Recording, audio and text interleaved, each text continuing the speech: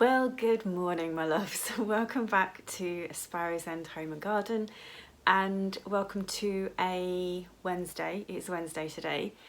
I have so far today managed to get myself dressed, and I have run some errands. I've gone and bought a few bits and pieces that we need in the house, and I'm actually going to take the day off from my work, my self-employed work. I'm going to spend the day trying to get some stuff done in the house and in the garden. And I thought, I'm already frustrated just thinking about it and trying to work out what jobs I can get done today and get finished, and then which things I've got to make a start on, and then which things I need to push on and make some progress with. So my head is spinning a little bit, and I just thought it would be nice to inflict that on you, to bring you along for the day and to have some company. And then when I get particularly frustrated, I can share it. What I'm going to do now is go and make myself a nice cup of tea, and then we're going to go outside in the garden, and I'm going to give you a little mini tour, like a mid-month mini tour, because the last tour that I put out, besides the fact that I had all sorts of technical problems with it, with the sound, and then also realised that something had gone a little bit funny with the focus and the quality of the video as well, that by the time I put that out, so I think I filmed it at the beginning of the month, by the time I put it out it was kind of mid-month, and some stuff has changed and has kind of come on since then. So a little mini tour around the garden with a cup of tea, and then we'll sit down and we'll figure out what I'm going to do for the rest of the day, and hopefully film it and get on with it and share it with you all. So yeah, cup of tea next. So I'm outside, it's really, really bright out here where I'm sitting, which, like I said before, I'm always sat in my pergola looking down the garden. I've got my cup of tea. Let me show you my cup of tea. You don't need to see my cup of tea really, but you know, I'm in the mood to share here. This is quite an old Cath Kidston mug that I've got. Yeah, a cup of tea, and I've got this. I made this for myself. Oh, there's a bee flying around my head. There's bees everywhere in this garden.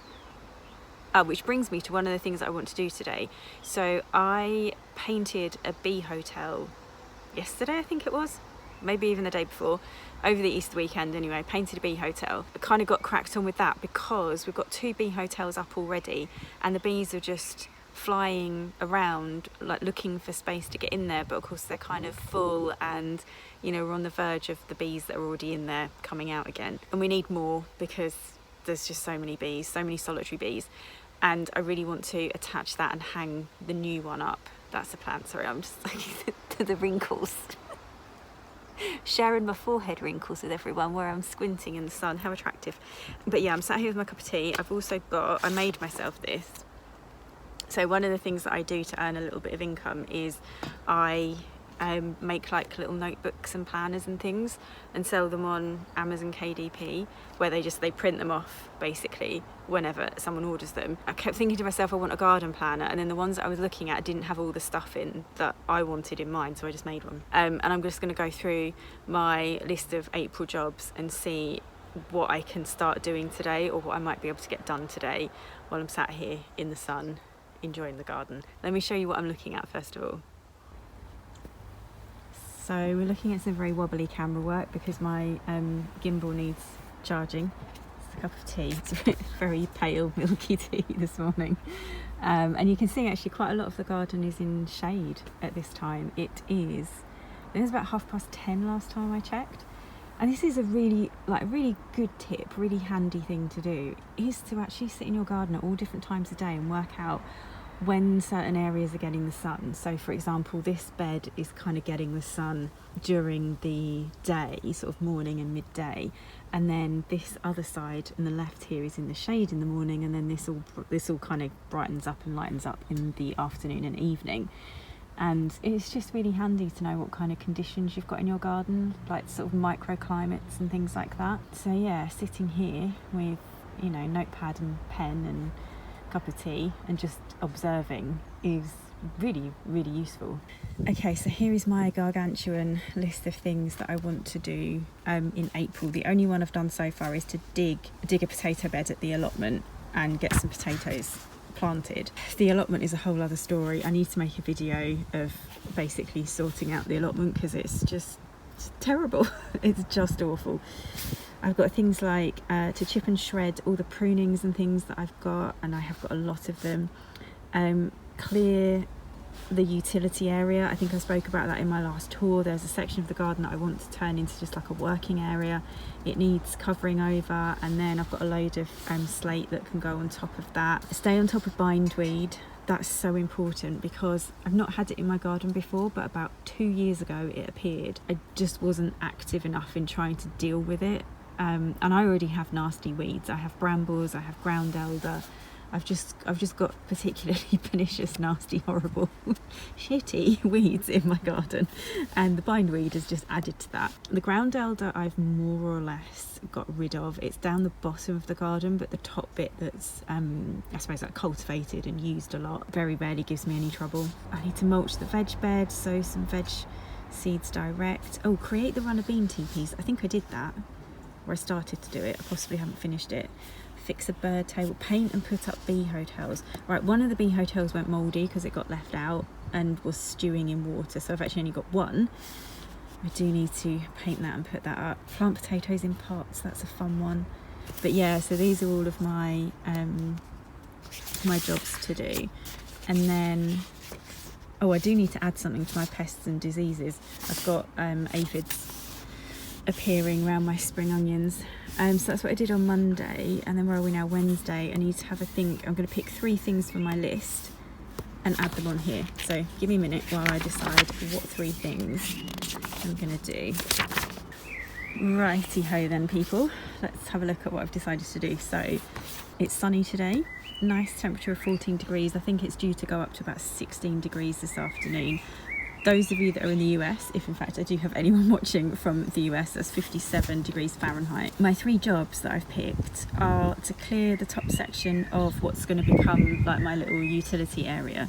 I need to finish the runner bean teepees. I remember what went wrong. I need to cut off the ties at the top and redo them, and then I've got some runner beans that have been pretty much hardened off, like they're massive plants now. They're ready to go out, so I'll put those in, and then I want to put up the bee hotel, which means I've got to rummage around and try and find a hook that I can screw into the pergola. If I can't, then I'll switch that out for a different job. And then I've also just put the bindweed thing here as a reminder that as I'm going about my business in the garden, to just keep a lookout for that, because that's kind of an ongoing thing rather than a single job that you do once. Yeah, so I've decided I need to water the pots in my garden a couple of times a week, and probably the veg plot once. The beds and borders and things down the sides, they should all be fine. So yeah, I'm really appreciating basically this moment of sitting here. So what a lovely thing. I'm not sure how much of this you're actually going to be able to see, but I'm about to sort out these 2 runner bean teepees behind me and get some runner beans planted out.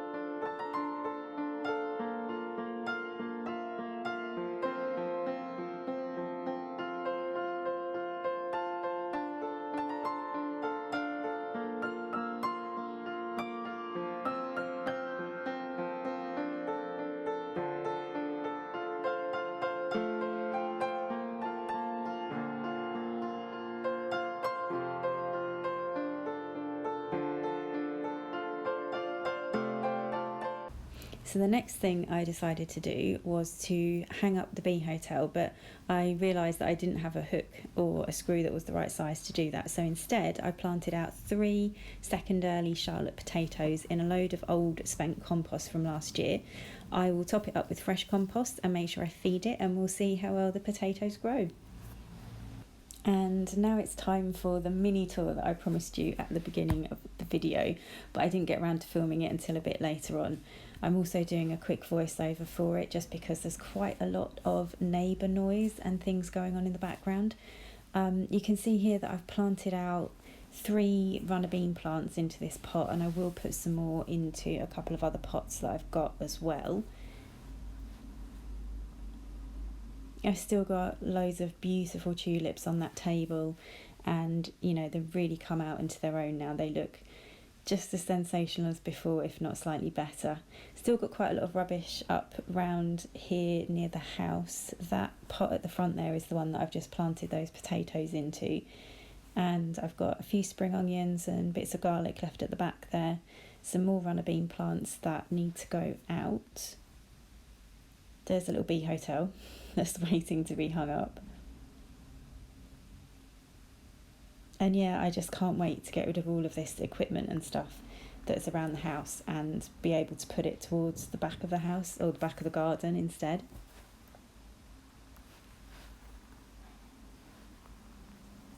Oh, just look at these. Obviously I couldn't resist going back to have a look at these ones. The spring green tulips that are my absolute favourites out of all the ones that I planted last autumn. Pergola desperately needs a clean, and it needs to be restained as well this year, but that's something I'll get on with a bit later on in the season. All of these tulips here are just absolutely sensational. The ones on the left hand side are the ones that all the bees are buzzing around. All the forget-me-nots are coming out now, and then also I think you can see that the bluebells are out, which I think is a bit different from the last tour that I gave you.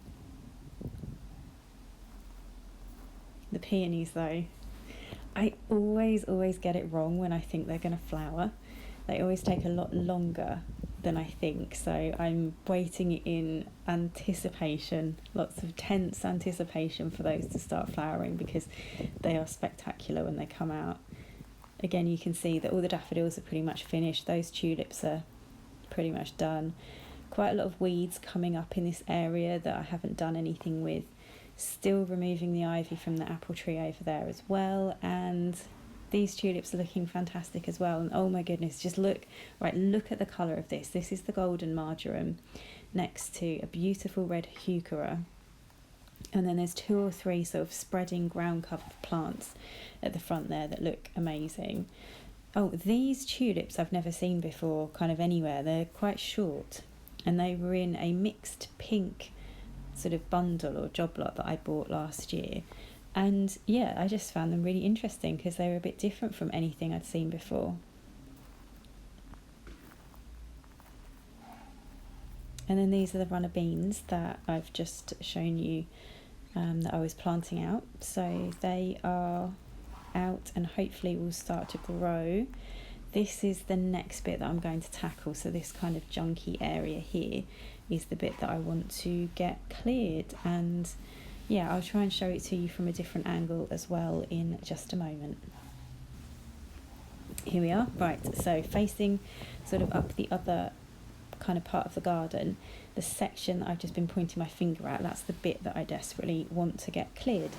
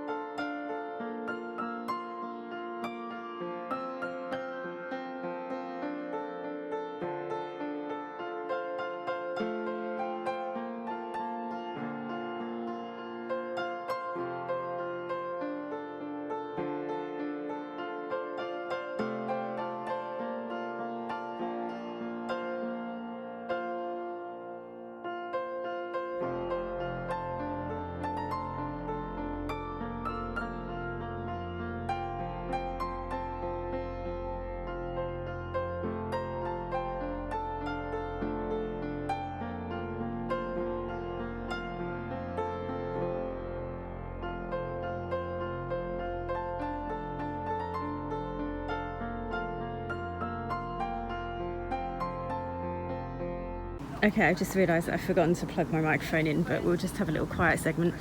So yeah, so I've cleared this, and what I've got to do next is just get my secateurs and chop some of the bramble right down to ground level. And then there's 2 or 3 little kind of slabs there that I was using as stepping stones. I need to take those out, and then I can cover this section over, probably get all the slate on there as well, and then I can start stacking stuff up nicely and neatly, and that will then help me clear the rest of this whole storage section. So, but we're starting here. This is today's job, is just that bit there. And here it is, as if by magic, kind of finished, or not finished, but it's as much as I'm going to do in this session. So there's 2 layers of weed suppressing membrane down. There's some of the roofing slate that I'm going to put on top of there just as it's a storage area. I think that will do. I've removed 1 row of patio slabs that were down here, which means that my vegetable patch that I'm sort of developing this year, it has been extended by about 1.5 feet. And then there's a row there that I can maybe put some pots on or something. But yeah, there's a section that's been cleared, and it feels great. Oh my goodness, guys, I was not expecting to do quite so much, but once I got the bit between my teeth, I was just determined to finish. Goodness knows what I've got in my eye. Oh, the things I uncovered down there. I've spotted a few little gems actually, which I will show you in the next video, some things that I can upcycle in the garden, and just, yeah, basically some nice bits that I found down there that I can use. I'll show you those next time. What else happened down there? Oh, I evicted some ants and some snails. Not many slugs though. Very dry weather this year. I will keep saying it. It is a wonderful thing not to have as many slugs this year. So it's very overexposed hand. Yeah, and I think what I'm going to do next then down there is obviously continue to clear that section and cover it over with weed suppressing membrane. The row of slabs that I've left down the side of the vegetable plot, I think I'm going to keep those there because I can grow, you know, you can get those pots that have trellis up the back of them. I was thinking a little row of those, and I could plant either some vegetables or maybe an evergreen climber or 2 or 3, which would then be a lovely screen for the mess that's down there. So obviously my phone cut out again, didn't it?